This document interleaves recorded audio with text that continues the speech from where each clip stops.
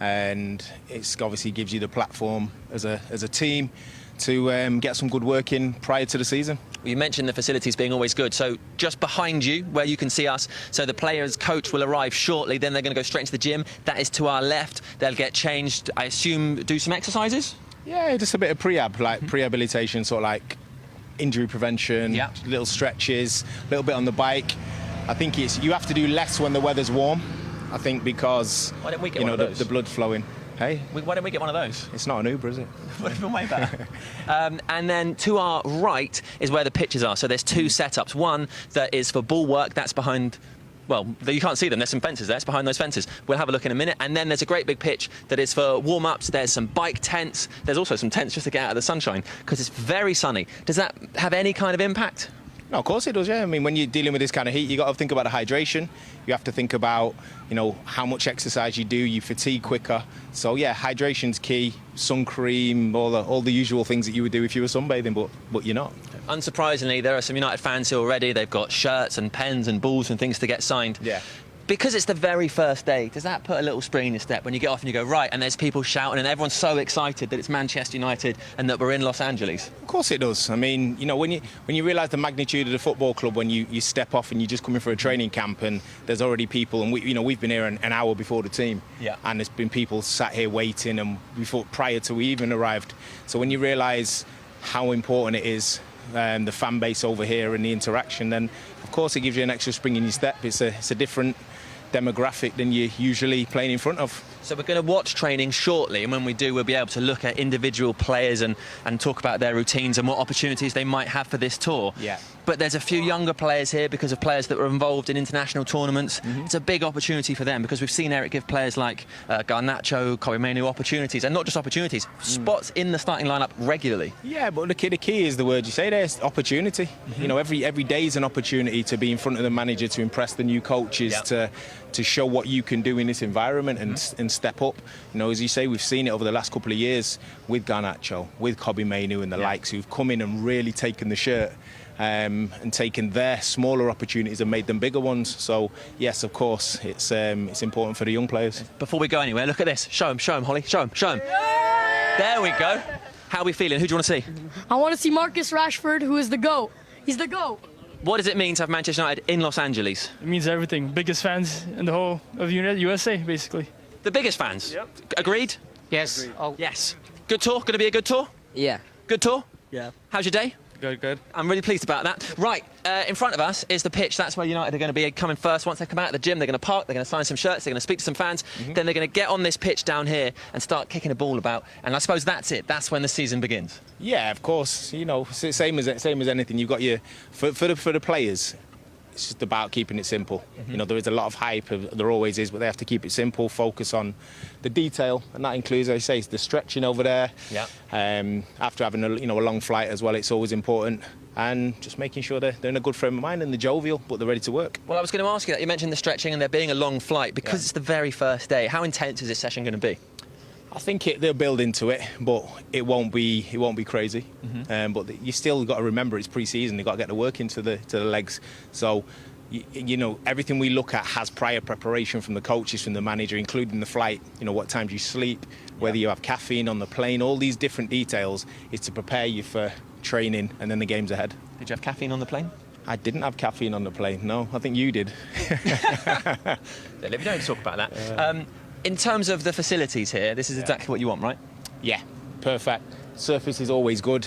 The gym, unbelievable. Just unbelievable. The whole facilities. And UCLA, as I said before, they do things really, really well. Yeah. And hence why it's one of the best universities in the country. Because it would be easy to assume that professional athletes of all varieties are used to great facilities, so maybe don't pay a lot of attention to it. But I guess actually, this is exciting for them. It's an interesting place to be. Well, I think when you're a player and you're always around good facilities, you make sure, well, it's the first thing you look at, and it's also something, if you're preparing as a team, something that you make sure you get right. But as players, you don't want to have anything to moan about, if you get what I mean. So they haven't got a single thing to moan about here. Pitches are good, stadium facilities excellent. So That's where there'll be some light work and some stretching, and then the ball work will all take place here. Now, the players have just arrived. They're getting off the bus, so we're going to watch training now.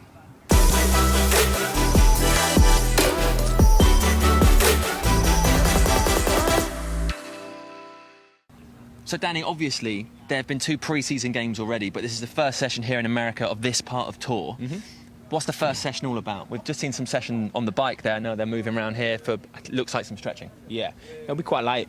Obviously, you're trying to get the jet lag out of your legs, or say jet lag, just the flight out of your legs. Make sure that your muscles are ready, and yeah, just a bit of a loosener with obviously with a view to building everything up as the days go by. If you're the manager, what are you looking for today? Or is there nothing specific? It's just about getting people ready to start doing maybe more intense sessions tomorrow as we look to the first game? No, I think you're always looking, as the manager, you're looking for attitude, you're looking for camaraderie within the camp, you're spotting, how you can build more camaraderie, and if you get what I mean. So that side of things, and then from a footballing perspective, you want people who've been in here longer than others to be raising the level, and you're mindful of some people who haven't played that much football or have had a little bit of time off, just building up. So it's all about building, getting the minutes in your legs, and keeping a good vibe around the place. Some of the players behind us have been here before. They've been in tours in LA. Yeah. But for others, this is their first full tour. People like Ethan Wheatley, who's been around the first team, has played for the first team. Yeah. What's this going to be like from his perspective? Well, it's all new, but you take it in your stride. So when you're a young lad like that, you don't show that anything phases you, but you're absorbing and learning really quickly. And he's been in around the first team now towards the back end of the season. He's made some appearances, and it's an opportunity for him to show what he can do and how he can conduct himself. And you have to learn quickly, which is part. It's not like many other industries where you've got a 17, 18, 19-year-old who's into a man's environment and they're expected to do things to such a high level, so you've got to adapt and you've got to learn quickly. These experiences, do they shape the season in terms of, you talked about camaraderie, for those players that have been maybe training with the first team, the likes of Harry Amas, but maybe haven't been on the pitch often? Well, he can set the tone, of course, in a positive and a negative way. So that's why it's so important to have good characters, the manager setting a good standard, the tone, knowing when to push them, when to just pull off a little bit and give them a bit of space. But that's the reason the manager's in the position he is, because he does that. He's done it for a long time and he knows how to do that very well. Did you enjoy all of this? Is this fun? Not really. It's not. This isn't the fun part. The fun part's where you're itching to get on the balls. Yeah. So when you got the ball at your feet and you can be a kid in your brain again and go to that place of play, then that's when that's what you enjoy. The good news is I'm pretty sure that's what they're doing next. So when that happens, we'll obviously show you, and we'll be doing that for the rest of tour as well. In terms of when they start kicking balls around again, is it quite focused, quite steady, or is there an element of like, well, you've been on a plane for a long time, let's just have some fun? No, a bit of both. Like I say, it's everything about building up gradually, making sure you're free of tightness, free of injuries. But yeah, it's got to get intense at some point. That's what pre-season's about, so it will build up and get to an intense point. All right, let's get to the next session.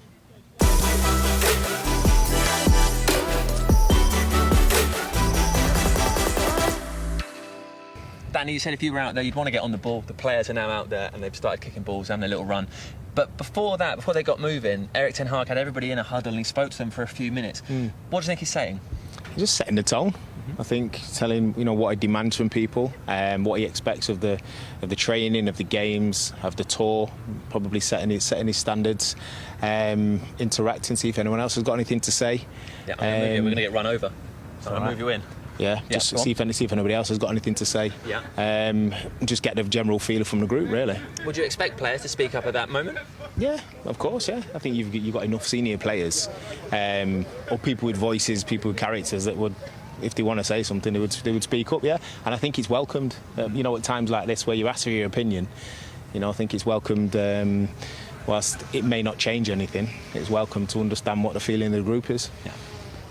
They're all running around, obviously. Marcus taking the ball with him. Do you rate that? That was me. Yeah, when I saw it, I was like, this is you when you're playing. Yeah, you're always running around like that. You're just in play mode. You're having fun. You're just in your own little world. Just getting a little touch on the ball. Yeah, definitely. That was me. So I get it. So the little break. Looking at what's set up, what do you sort of expect to happen? I think just a lot of mini games, little mini games, little exercises, nothing of great magnitude where you're doing big distances and running. Yeah. But, short, sharp, agility stuff. Probably a few rondos that they'll do. You can see in the corner at the moment, they're just doing the agility, getting over the hurdles, opening up your groins. So yeah, just small stuff, you know, getting ready to go into the bigger stuff down the line. Obviously, Ruud's first tour as well, since he was a player. Yeah. What do you think he's going to bring to the forwards? You know what? I think not just the forwards. I think he'd be really good as a man manager. I do. I think getting around people, helping them tweak with their little tweaks in their game. So strikers, if you want to use them as an example, there's no better player, you know, with the movement of Ruud. So to be able to tweak the likes of Rasmus's game and for Ethan Wheatley to learn from him, it's unbelievable. So yeah, I think the little tweaks will be really important. Do you think that'll also apply to people like Ahmad or Marcus, players that are maybe Garnacho in the wider positions? Yeah, I do, because when you're playing out wide, you know, you need to know what your central striker's doing. So it isn't just a case of he's coming in, he's only going to work with the strikers. It's a forward, you know, as a blend. And I think Ruud's done that well in his managerial career to date. That it's a big coup to have brought him in this capacity. So, you know, that tells you that it's not just about one position specific. All areas of the pitch, you know, he knows what he's talking about. We're a few days from the first game against Arsenal. Yeah. Do you think the manager's decided what his team is already, or do you think it's going to be decided by what happens in these sessions? No, I think some of it's decided on minutes needed, you know, when people have come back. So it's not going to be necessarily decided on the performance of the last game or anything like that. It'll be balanced on load. You know, they always monitor the load. Have you had 45 minutes, then an hour, then maybe you get your 90 minutes in, and then from there on in towards the end of the tour, you'll start to see more of what he's looking for when the more players come in and they've got minutes in the legs. Talk to me about the likes of, out of the top of my head, Reece Bennett, Toby Collier, these players that have not been playing in the first team, and the opportunity that is presented to them with this tour. It's the same with all the young players, you know. When you have an opportunity, if you're 16, 17, you know, 15, 16, 17, and you come in through and all you're looking for is to be in the manager's eye line. Whether you're walking down the corridor, whether you're on the, you know, on a training pitch, you want to be noticed by the manager. So this is an opportunity for you to take that deep breath, step out your comfort zone and express yourself and show what you're about. And it's easier said than done. You know, some people buckle under the pressure. They're looking around at their peers, and all of a sudden their peers are the likes of Marcus Rashford and Casemiro. And it's the people who learn quickly, do things with humility, and can adapt and show themselves are the ones who generally catch a manager's eye. This is a completely unfair question, but I'm going to ask it. We've seen the impact of Garnacho. We mentioned that earlier, and Cobby's season last year was just incredible.